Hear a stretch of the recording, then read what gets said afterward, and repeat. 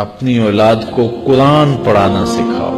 اپنا ذہین ترین بچہ راہ خدا میں ڈالیں اور اس کی تربیت کریں. اس کو کہیں بیٹا میں تمہیں روزی روٹی کے لیے نہیں پڑھا رہا، تمہیں اللہ کے دین کے لیے پڑھا رہا ہوں. امام شافعی کی ماں نے جب امام شافعی کو روانہ کیا نا تو وہ گئے جا کے امام مالک کے پاس پڑھتے رہے. جس دن امام شافعی فارغ ہوئے لوگوں نے امام شافعی کو اتنے انعام دیے، کئی اونٹ انعامات سے بھر گئے. امام شافعی کی والدہ بیوہ تھی اور ایک ہی بیٹا تھا جو کمائی تھی راہ دین میں ڈال دی. تو جس دن امام شافعی کئی سالوں کے بعد واپس آئے تو آپ کی خالہ اور آپ کی ماں امام شافعی کو لینے کے لیے مکہ سے باہر، شہر سے باہر آئیں تو ایک قطار اونٹوں کی نظر آئی.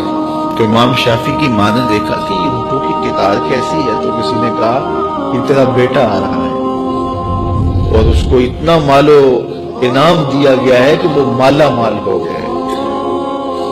امام شافعی کہتے ہیں جب میں آیا تو میری ماں ایک ریت کے ٹیلے پہ بیٹھی تھی. میں نے چھلانگ لگائی، ماں سے سلام کیا، لیکن ماں کے چہرے پہ غصہ تھا. میں نے کہا امی میں حضور کی حدیثیں پڑھ کے آیا ہوں، کئی سالوں کے بعد آیا ہوں، تو آپ ناراض لگتی ہیں. تو کہا کہ میں نے تجھے رسول کی حدیثیں جمع کرنے کے لیے بھیجا تھا، مال جمع کرنے کے لیے تجھے بھیجا تھا. تو حضرت امام شافعی فرماتے ہیں میں نے ماں کو کہا کہ امی کیا کروں؟ تو ماں نے کہا کہ بیٹے جو بھوکے ہیں انہیں غلہ دے دو اور جو ننگے ہیں انہیں لباس دے دو. تو امام شافعی نے صرف چند درہم جیب میں رکھے، باقی وہاں کھڑے کھڑے سب راہ خدا میں خیرات کر دیا.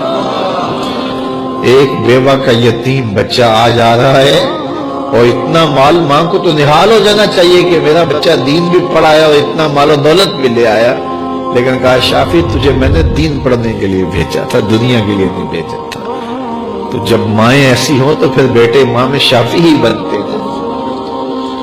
تو اپنی اولاد کے سینے کے اندر دنیا کی جو رغبت پیدا ہو جاتی ہے اس کو نکالنے کی کوشش کریں. یہ دائیں بائیں پھیلے ہوئے محل، کوٹھیاں، دنیا داریاں، یہ چمک دمک دیکھتی ہیں نا اولادیں.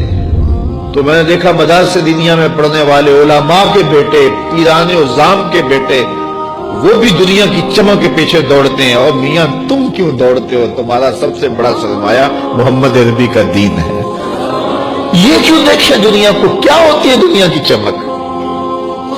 ہماری تو ساری عزت حضور ہے.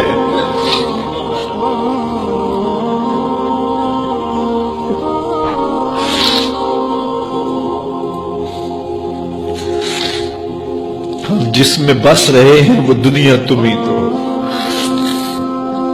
تو ایک عالم دین کو، ایک دیندار شخص کو اپنی اولاد کے سینے سے